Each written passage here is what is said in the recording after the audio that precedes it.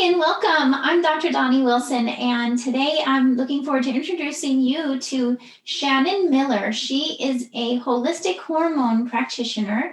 She has a master's in health and nutrition, and she has her FDN, which is a functional diagnostic nutrition training. And she loves to help, especially women with hormones and fertility and autoimmunity. And as you know from me, these are also topics I love to help people with. So I'm really looking forward to getting to talk with Shannon about just how we help women and what that looks like, and to give you all some hope if you've been struggling with any of these health issues. So thank you so much for joining me, Shannon. Thank you, Dr. Donnie. Happy to be here. So tell us a little more, just to introduce yourself, and what got you to be offering these services and being so passionate about helping women. Tell us more about your story. Yeah, so my story is an interesting one. You know, I come from a very conventional Western medicine family. My dad is a surgeon. My mom worked in public health. She still actually works in public health 40 years later. Wow. And so I was very much brought up in a conventional household.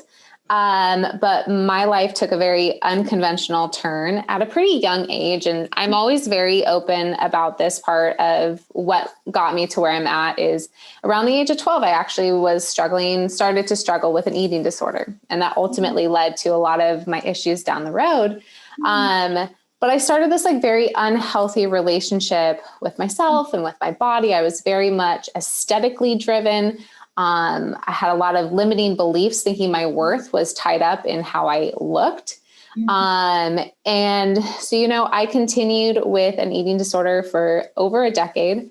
And when I was around 21, 22, I started to deal with a lot of physical issues. I started to wake up having a lot of pain.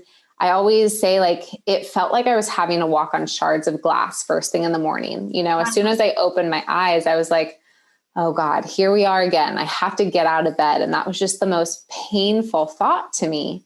Wow. And what ultimately ended up transpiring over the next 3 years, it took me 3 years to figure out what was going on.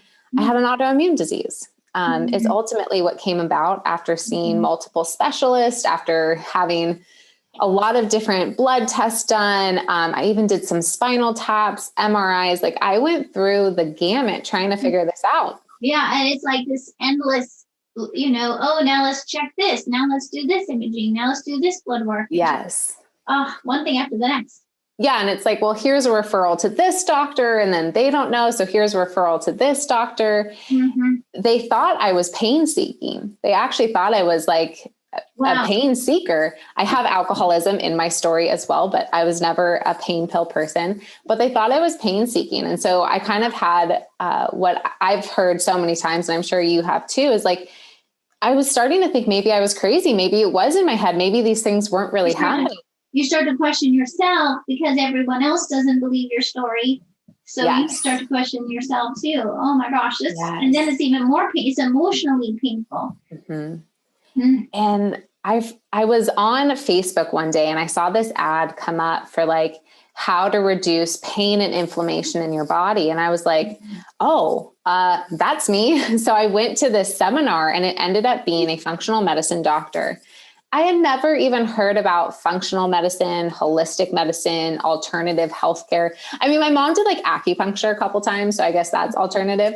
But it really a whole new world to you. A whole new world. And I went to this seminar and I was like, oh my gosh, she's speaking to me. She's speaking about me. And so I ended up, booking a consultation and sitting down with this doctor for 90 minutes.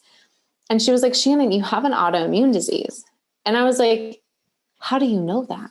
And she's like, looking at your history, looking at everything that's been going on, everything that you've told me, you have an autoimmune disease. And we ran 2 tests to confirm it, after 3 years of this whole crazy. I wish I had known. I would have just come right here. Yeah. I was like, oh, I have it right. I have a diagnosis. I know what it is.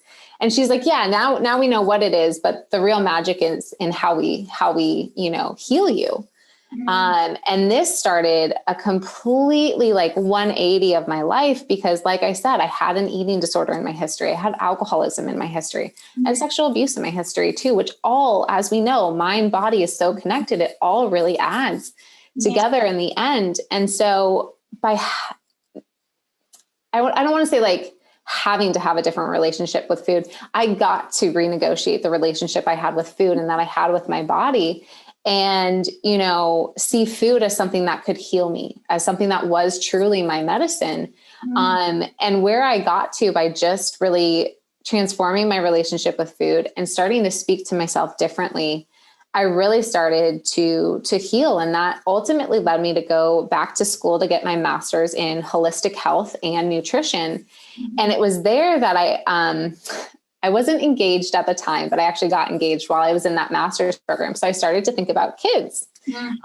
I always wanted to be a mom. I had many therapists actually tell me that I probably would never be able to conceive because of the damage I did to my body. Oh my God. I had an amazing professor who I'm still in contact with this day. And she said, Shannon, if you want to prepare yourself to have a baby, you need to start taking action now. And I was like, but Dr.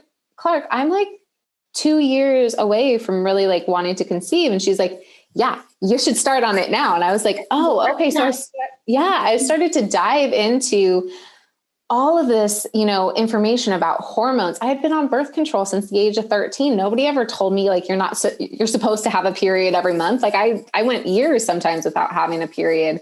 I did every single different birth control that was out there. I had no idea what it was doing to my body.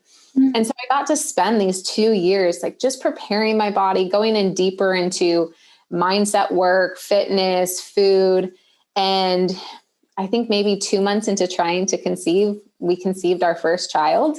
Now we're going for baby number 2, but I just fell in love with this whole idea, the whole concept of, the mind and the body being connected. And then just really spending time, like, I work with women that are going through IVF, that are going through different routes of fertility, right? And it's like, no matter what route you ultimately need to take, like preparing your body is still going to matter so much.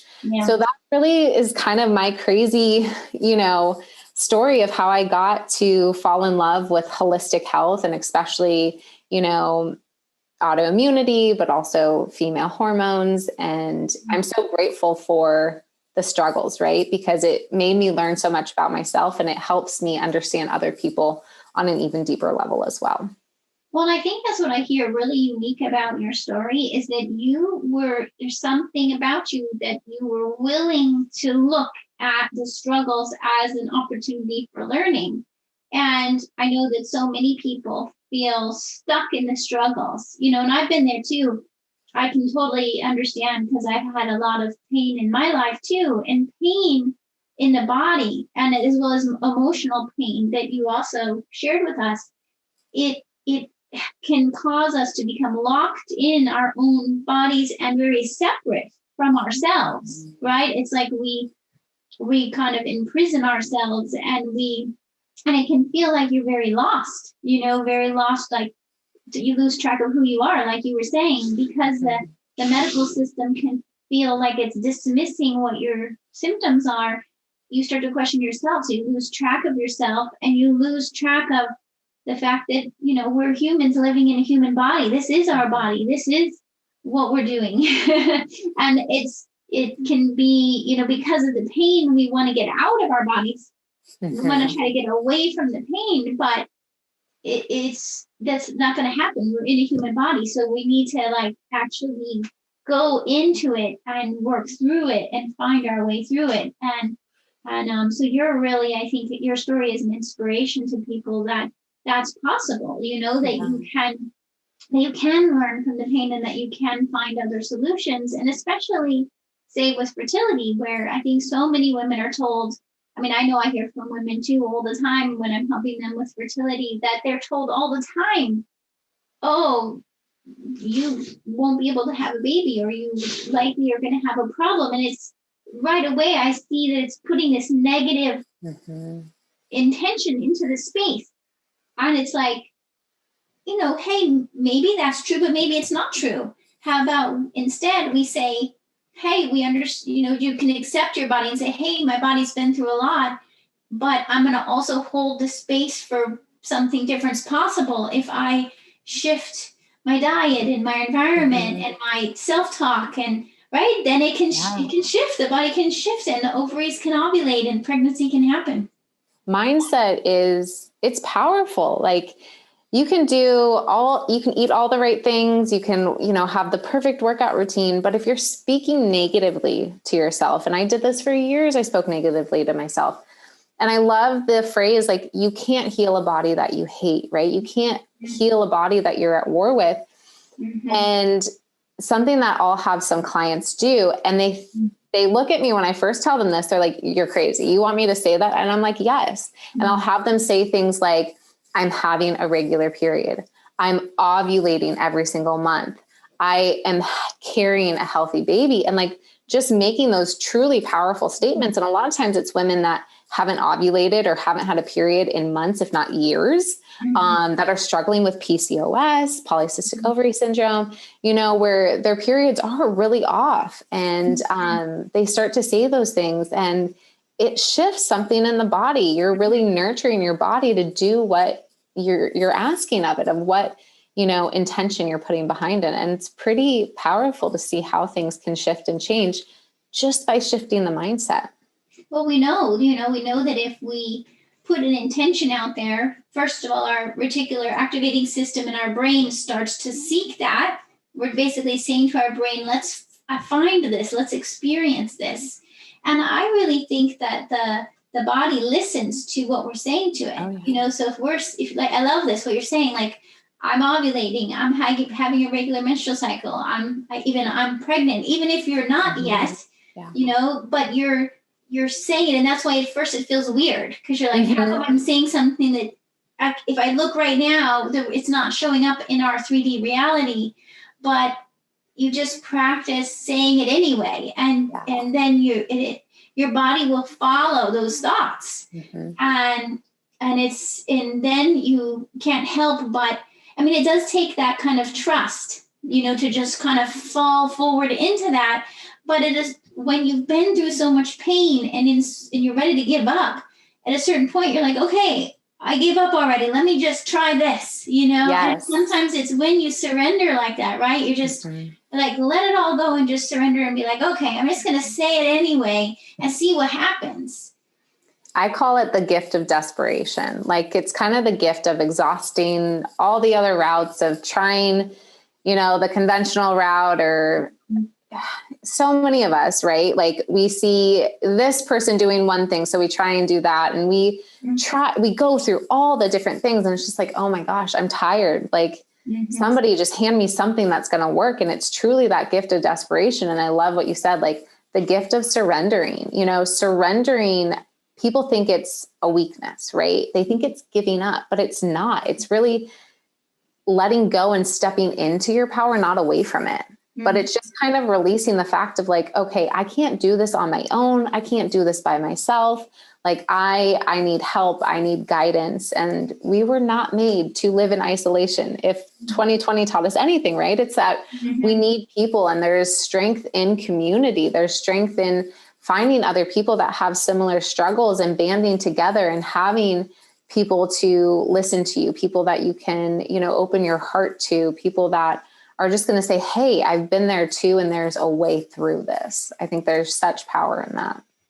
It's a good point, because I think a lot of women feel ashamed, feel ashamed of either not feeling well. Like, sometimes people feel ashamed to even say, hey, I don't feel good today, or I have a headache, or I have menstrual pain, or I have been trying to get pregnant and I haven't been able to, or I had a miscarriage, or, these are conversations that a lot of times there may not be normal conversations, or may feel like you feel uncomfortable saying it to someone. And yet being able to communicate about that really is healing part of the process too. And I love, like, you really I hear you saying how you give your patients this opportunity to put words to their experience. And I find that too, that when we can, if that's one of the amazing things about being a practitioner is getting to really be present with people in their pain and with their stories, even the things that they haven't felt comfortable sharing. Sometimes even with their closest family members, right?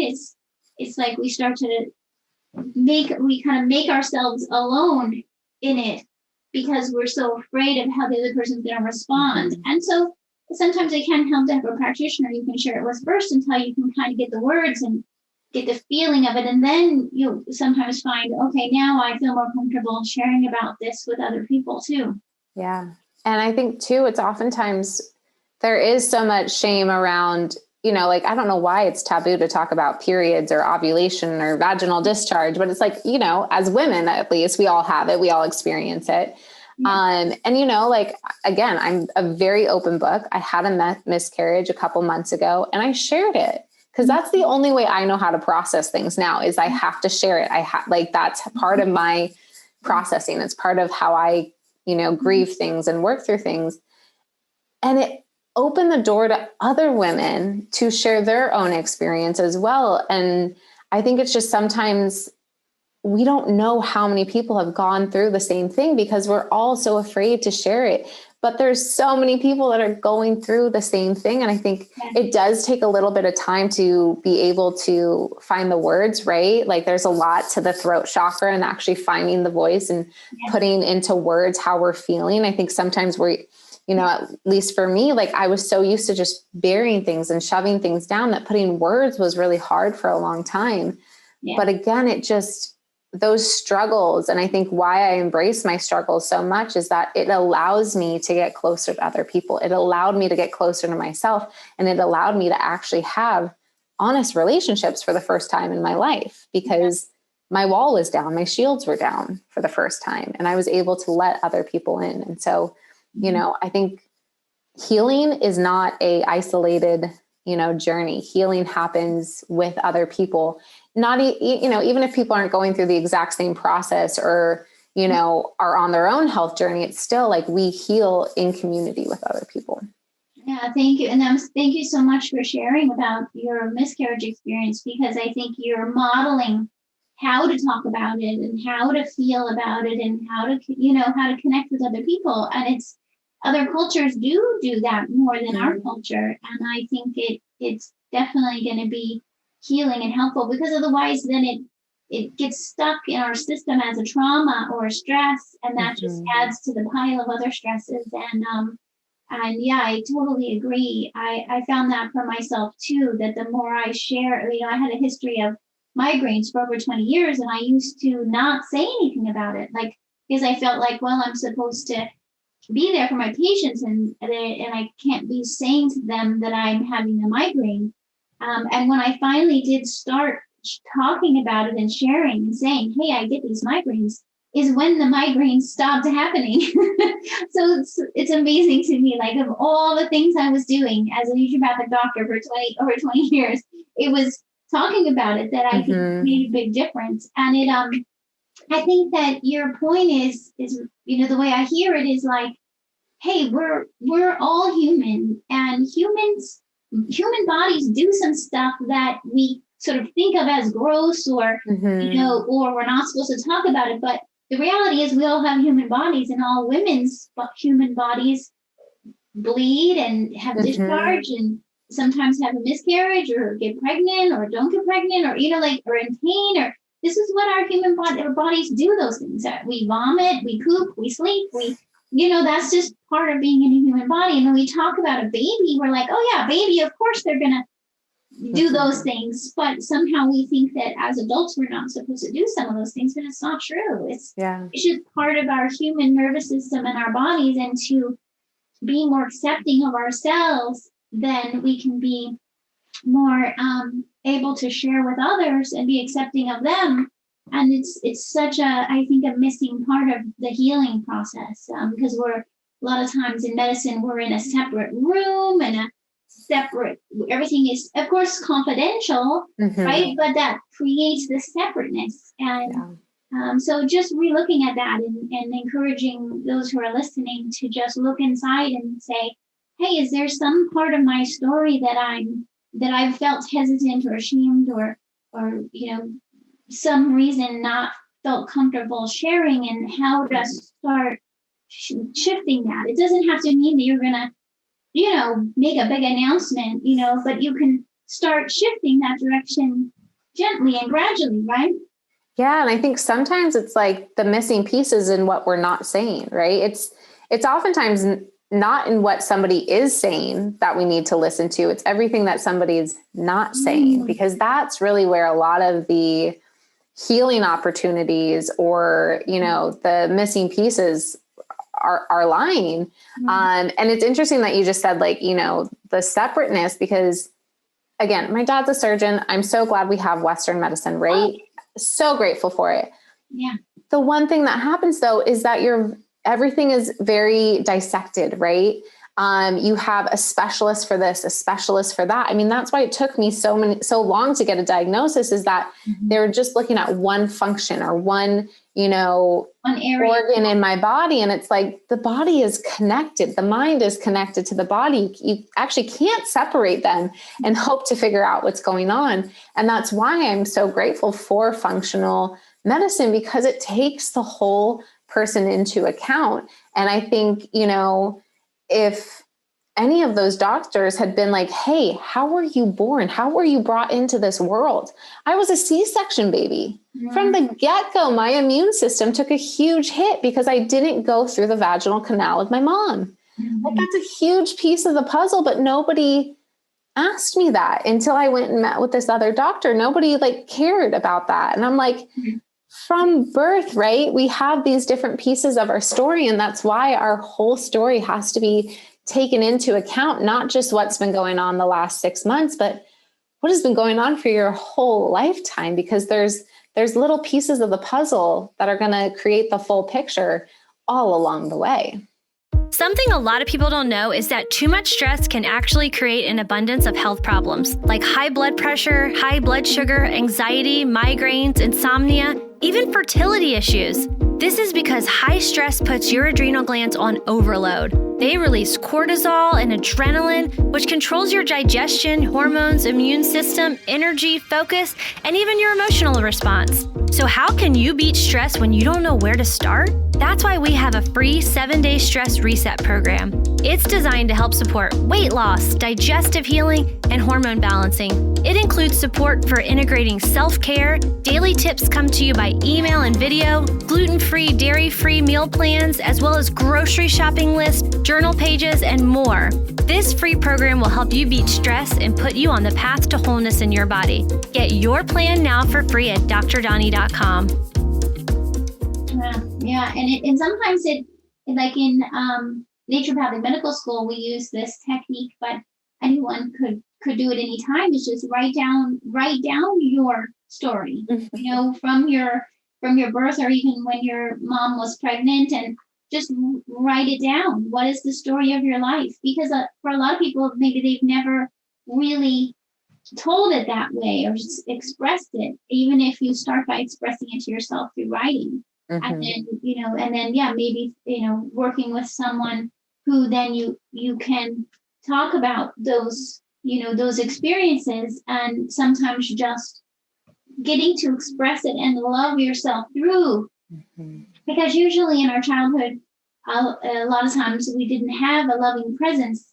And that's when sometimes these memories kind of get also stuck as a trauma, is if we didn't have a loving presence there to guide us.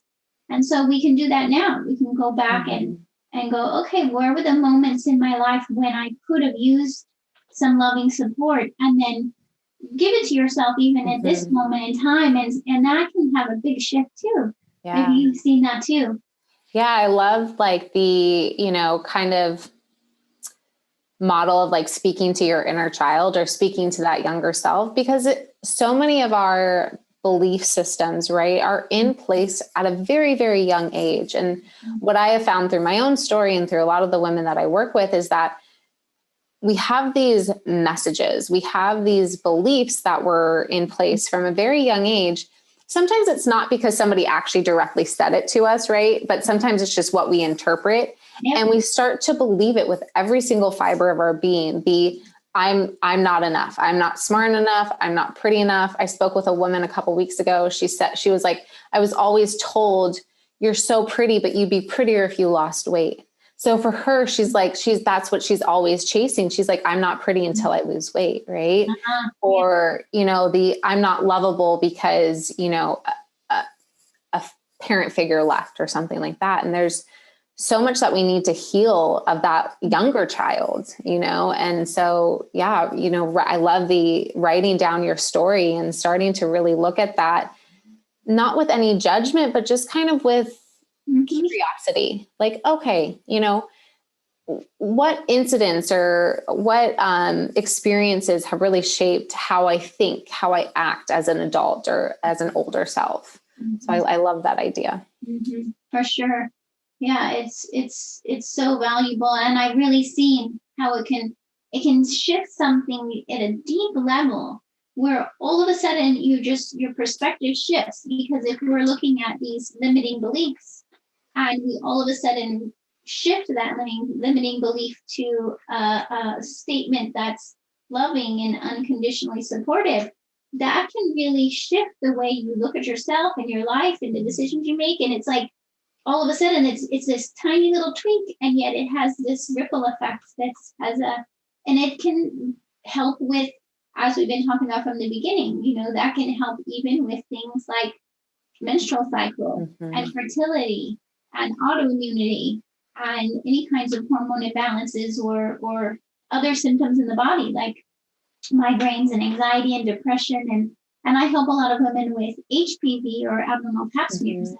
I see the same pattern, that this makes a difference there too, where you start to really know yourself better, just being able to help yourself through and be able to shift these different health issues just by shifting some of the belief systems that are, in your internal conversation with yourself, in your environment, in your life. So it's so amazing. And as much as we're talking about this is kind of mindset and psycho-emotional work, there's also such power in nutrition. And I know that's another area that we both focus on is, and I think it's important to point out, because sometimes for us, it becomes so obvious. Of course, what we eat is going to influence our health. But again, sometimes it's not as obvious. Like, oh my gosh, is what I eat going to affect autoimmunity? Is it going to affect fertility? Is it going to help with an abnormal pap smear? And yes, it definitely does. What you eat makes a difference too, so it's what you're feeding yourself in terms of your mindset and your thoughts, but it's also what you're feeding yourself in terms of your food. Yeah. It's, I always like the word like nurture and nourishing. Those really resonate with me, of just nurturing your mind and nourishing your body. You're right. Like, nutrition becomes second nature when it becomes your life. But when I first started, I had no idea of what inflammatory food was. I had no idea of how gluten reacts in the body. And I had no idea like what, dairy does, or alcohol, especially for women struggling with hormones. Alcohol is a big one that can really make a big difference in those struggles too. And I just had no idea that alcohol had such an impact on estrogen until I started to learn more and more about it. But I think whenever I start working with somebody on nutrition, because it can become overwhelming, right? It can become kind of information overload. And I think honestly, a lot of people are feeling that because there are so many more people talking about nutrition and food is medicine or food is fuel and all of those things, that it can become like, are carbs good? Are carbs bad? Is dairy the devil? Should I eat dairy? What's going to happen if I eat gluten? Oh my God, sugar. Like people are overwhelmed sometimes when they come to me, and I'm like, okay, let's just really simplify it. Did your ancestors eat this 100 years ago? Was it around 100 years ago? Yes? No? If the answer is yes, probably okay to eat. If the answer is no, maybe steer clear.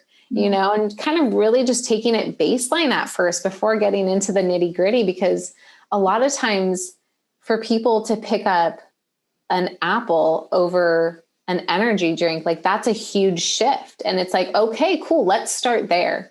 I'm a big fan of like, start meet people where they're at, right? Because trying to take somebody from, let's say, more processed food, kind of fast food, to like a paleo diet, that is very overwhelming. Yes. So I oftentimes like to be like, okay, let's just focus on like a couple things. And I'm a big fan of adding before taking things away, right? So I'm always like, can we add another serving of vegetables somewhere in your day? Can we add one more glass of water? Can we add one more hour of sleep? That's another big thing I focus on is sleep too. I'm like, where can we really like add things to your life? And, oftentimes adding helpful behaviors, adding, nutrient dense food, it kind of helps to just automatically crowd out some of the less favorable things. I don't like saying good food, bad food. I just say things that help our health, things that take away from our health, or things that maybe don't provide us the outcome that we want. But I don't think there's any good or bad food. I think food just has a different effect, and we can really pick food to have a certain effect on our body. It's just kind of choosing which one we want. Well, and I like, what you're doing is you're helping people to navigate sometimes how the negative messages pop back in, because we can have these perfectionist tendencies, and even almost a drive to stress ourselves out more. And so if we get, information overload, or we're like, okay, I'm supposed to do this, avoid this, eat more of that, it gets to be like the perfectionist messages start to overwhelm us again. And with your history of an eating disorder, I think that's become really clear to you. Like, hey, we want to steer clear of those messages that end up in that stressed, almost toward the eating disorder kind of a place. Yeah. We want to be in this acceptance of ourselves, acceptance of our foods, and just navigating in that place of acceptance of, hey, what really does my body need, and what can I choose that I'm going to enjoy? Mm-hmm. So it becomes eating in a way that is both. You get to enjoy the food, and it's good for your body. Yes, 100%. I'm a big proponent of balance.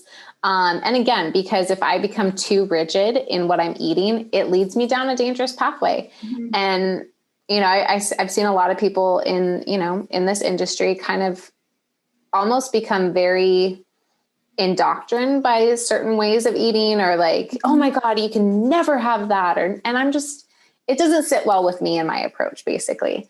And my son's birthday was last month. My birthday was last month. And I'm like, yeah, I'm going to have a piece of cake, but I'm going to make sure it is really, really good. And I enjoy every single bite of it. Mm-hmm. I don't have cake every day.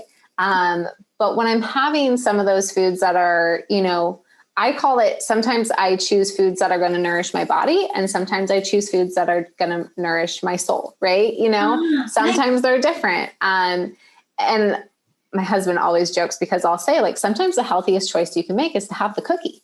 Mm-hmm. Sometimes that is the healthy choice in that moment, depending on what's going on.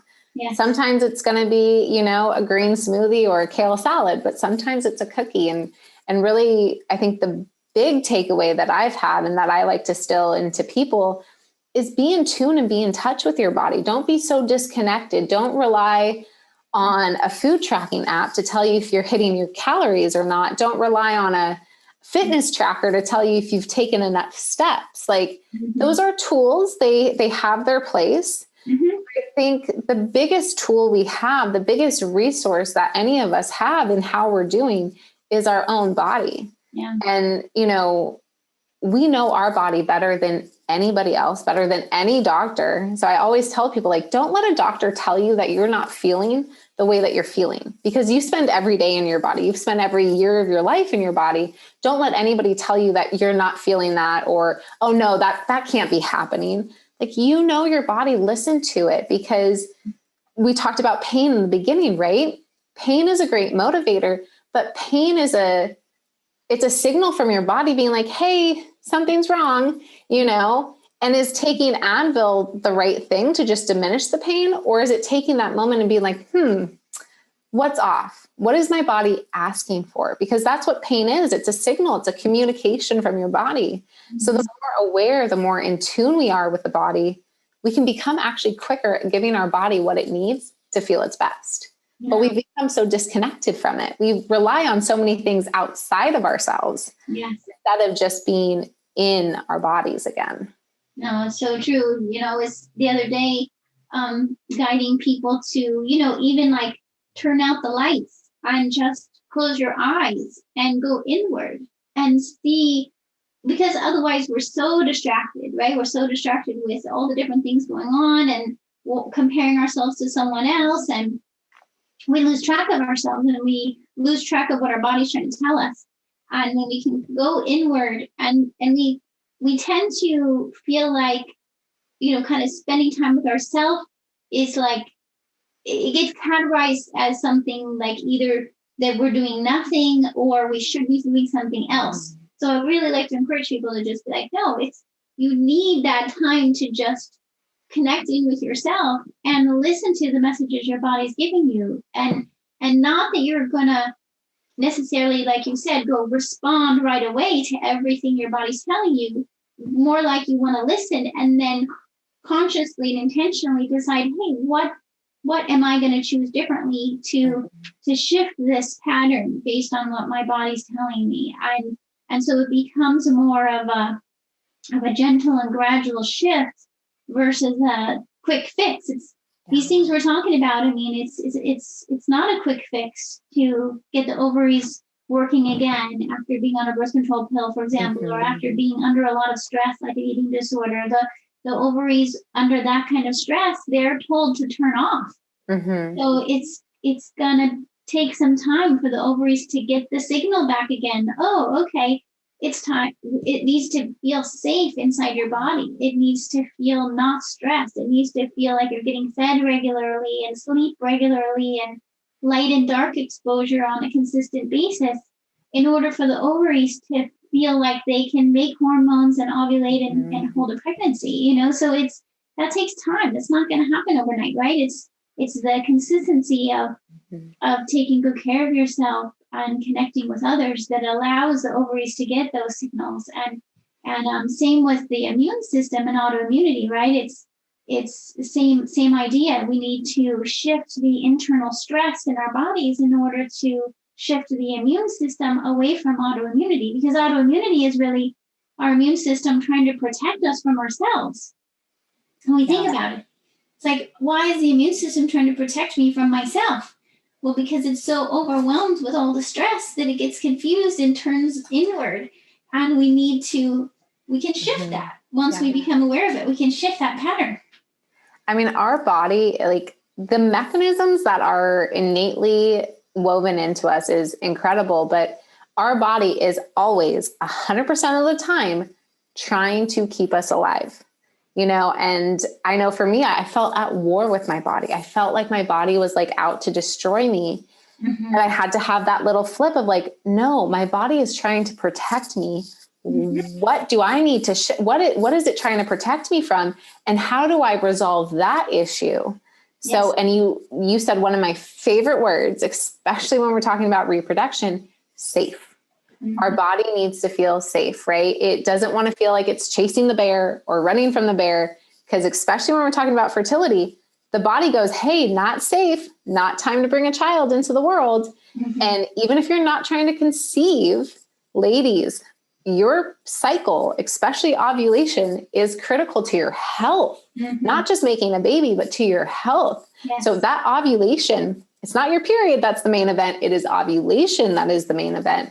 And so many women are ovulating because of that stress response. And so it's really like, okay, how do we let the body know it is safe? And it comes down to that consistency, consistent food, consistent nutrients, consistent sleep, consistent rest. Like there is no quick fix. I always say, if you can, at least with weight loss, if you can lose it fast, you can gain it faster. And so healing takes time. And that's one thing I know. We are a go, go, go society. We want it now. everything, Amazon, 2 days, it's there. You can get groceries by this afternoon. Like the world's a little too fast almost. Mm-hmm. Our body takes a little bit more time. Things don't happen overnight. Mm-hmm. And that is a big shift for people. And it's hard because there's so many things out there that are like, lose 20 pounds in 20 days, or, fix everything in 2 months. And it's just not the reality of how our bodies were really created and how they've evolved. And so giving yourself time and letting it be a journey, right? Letting it truly be a healing journey or self-exploration or whatever you want to call it, but it does take time. And I know that's so hard. It was hard for me to listen to when I was starting my own journey. I hated that my teacher was like, you need 2 years, Shannon, because she knew my history. She knew there was a lot off. There was a lot that needed help. Okay. Not saying it's going to take 2 years for everybody, but there was a lot of damage I did. I needed that time, and it helped me be patient. It helped me have grace with myself, knowing that it didn't need to happen overnight. And then I didn't have to change everything overnight either, because change is hard. Our bodies, if we try to change too quickly, that actually stresses our body, right? Our body goes into that, whoa, this is dangerous. This is a little too much. We're going to revert back. Yes. And so I think that's the other thing. When people try to change things too quickly, we fall into the trap of, we can do it for a little bit, but we can't sustain it. Mm-hmm. So it's the small steps and then building upon that. Mm-hmm. And having the consistency, that's the secret. It's not a magic pill. It's not a magic plan. It's taking those small steps and then layering in the next thing and doing that for a longer period of time. Mm-hmm. It's really true. It's in some ways when we kind of allow ourselves the time, then it also lets go of expectation, and we let go of that stress and pressure.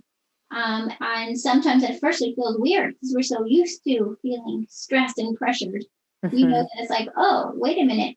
Oh, I can actually take a breath. Oh, I can have time to listen and respond. And it's then you start to feel that becomes to feel more normal, more mm-hmm. familiar.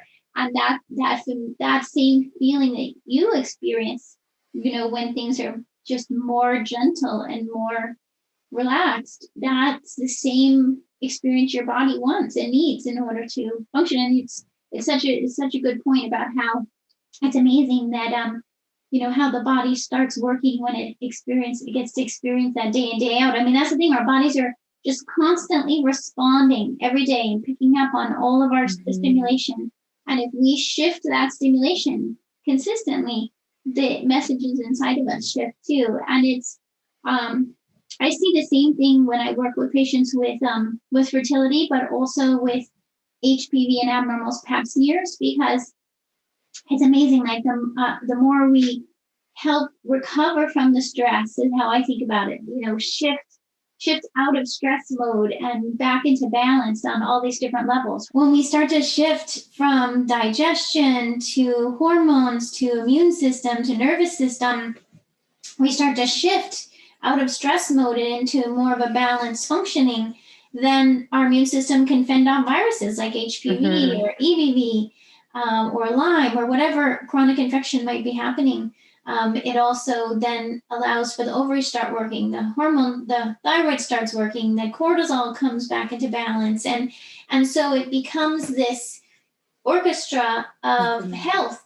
And that's when, I say to women who are not planning to get pregnant, I say, you're going to become more likely to get pregnant because sometimes it surprises women. They're like, oh my gosh, I got pregnant, and they weren't planning on it. Mm-hmm. But it's because they were successfully shifting out of stress mode and into this healthier, balanced place. And of course, then the ovaries are going to ovulate and pregnancy is more likely. And so that's what better way to find yourself improving fertility than in just by being healthier. Well, and I think that's the amazing thing about functional and holistic health, right? Is that it's not working on one system, right? Mm-hmm. Obviously, it's much easier for people to understand, hey, I help women balance their hormones and I help with fertility.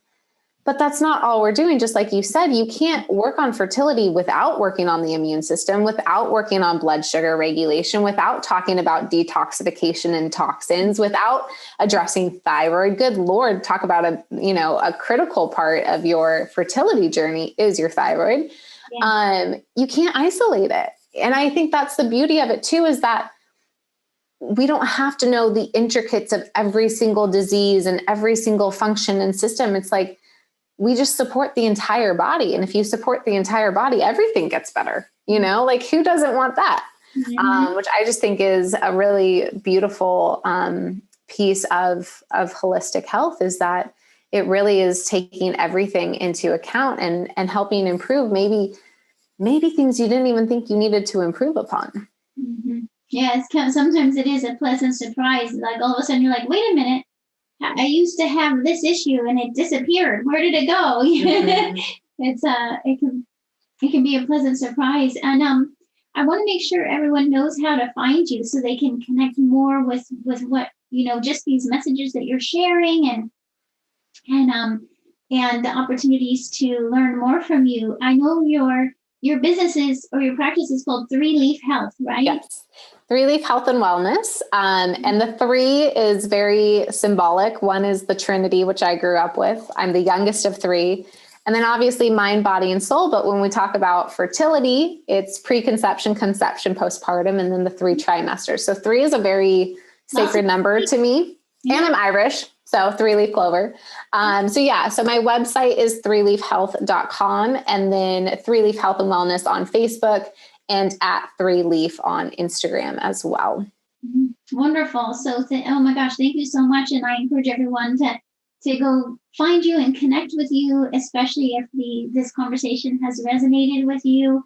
And I'm so glad you were here to listen. And thank you so much, Shannon, for joining me for this really important conversation. I think that we covered such important pieces of the healing process as you described. Just know that there can be a healing journey, and if you and I can be little lights on the path of your healing journey, then that's what we're here for. Yeah. We're guides, but we don't do the healing for anybody, right? People are like, oh my God, thank you so much for everything you did. And I was like, I didn't do it. You did. I was here. I walked right alongside you, but you did the work. I didn't choose your food for you. I didn't, put you to bed. Like, you did that. And I think that's the biggest thing, is that, to whoever's listening, like, it's your healing journey. It is your work that you have to go through, but you earn it. You get to explore it and get to the other side, but it is you doing it. Don't ever let anybody, take credit for the work that you're doing. We're guides, and we're here, and, wealth of information, right? But ultimately you guys do the work. No, it's so true. And it's in that way, then it becomes very empowering. You start to get that confidence in yourself and empowered about your health and your life and what else you can create, so we want that for you. Yeah. I completely agree. I always say it's a bad business model, but I don't want people to need me years down the road. I want you to gain the insight and gain that, intuition and awareness of your body, that you know what it needs. You don't need me. I love the people that I work with, but I don't want them to need to work with me for honestly longer than a year. Because I want them to know how to continue the journey on their own, so that's maybe a bad business model, but that's how I like to work. Well, the way I look at it is then it just keeps offering more space for more people. Yes. That's the thing is I just, the more it makes, when you start to see what's possible, when the patients come back with the pregnancy and with autoimmunity going to negative and all these positive experiences, then I just feel so grateful to be and honored to be with them on that path. But also then they say to me, please reach out to help even more women. And so it gives us that opportunity to, just to connect and to help so many more people by being successful. So that's, that's the thing. Yeah. It's like, that's the way that I work in my practice too. It's, and I agree. It's important because it's not about just, okay, let me, let's continue this forever. No, I don't want you to be reliant on me. I want you to learn yourself and your body signals and the tools that work for you, so you can keep going, and then reach out if you get stuck. We're here if you get stuck along the way, but you're going to learn and you're going to be able to solve it yourself. Wonderful. Well, thanks again, Shannon, and I look forward to staying in touch. Thank you. Me too. Thanks for listening to How Humans Heal. If you liked this episode, leave a rating and a review. And for more resources, visit drdonnie.com.